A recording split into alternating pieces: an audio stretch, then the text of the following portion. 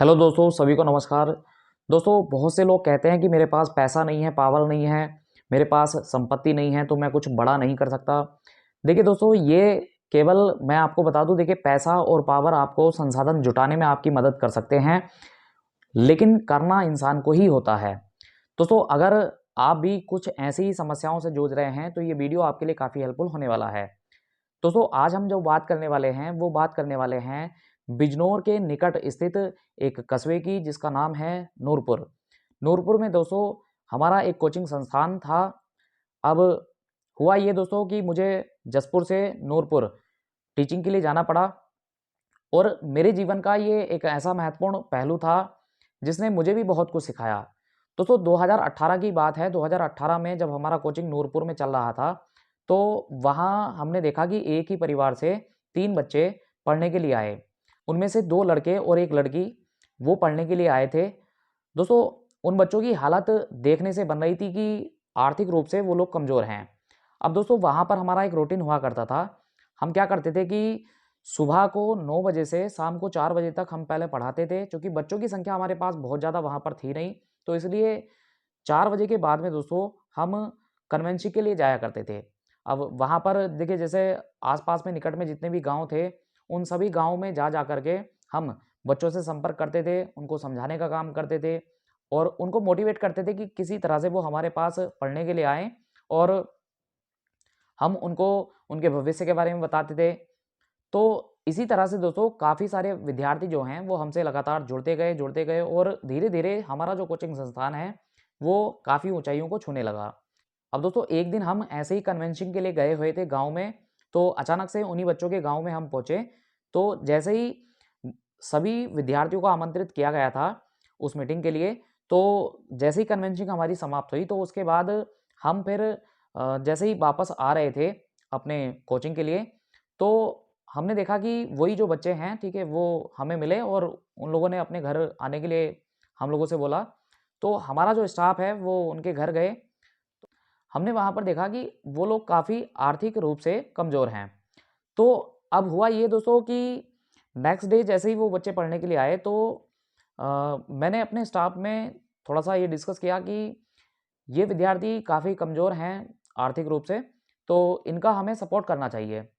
तो हमारे स्टाफ ने भी इस बात को माना और उन बच्चों की फ़ीस में हमने छूट की।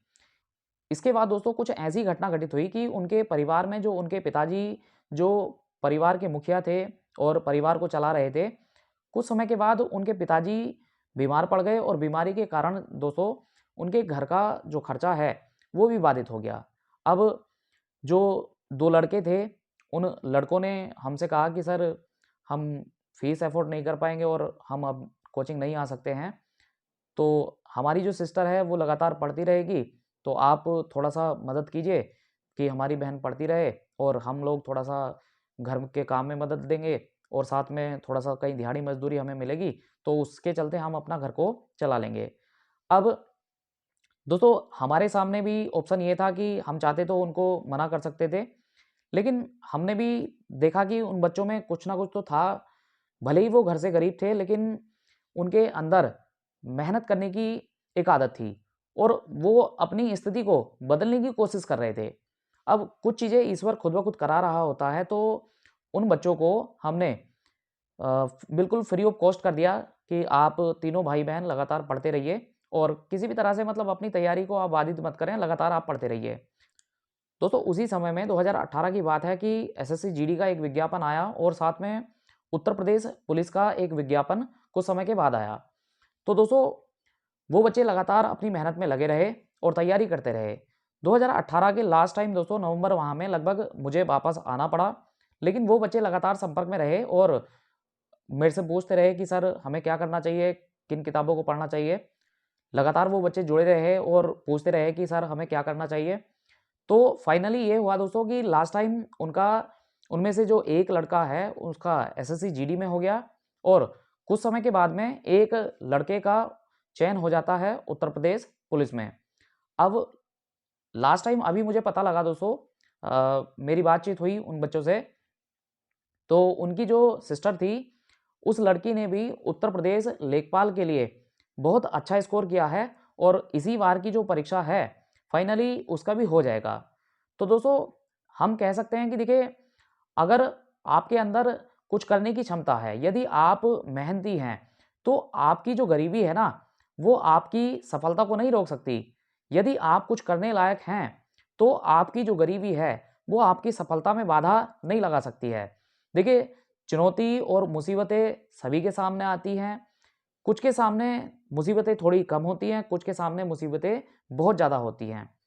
तो दोस्तों मैं तो आपको यही कहूँगा कि यदि किसी प्रकार की आपको दिक्कत मुसीबत है, तो आप आराम से उसको फेस करिए और डटे रहिए अपने अभियान में।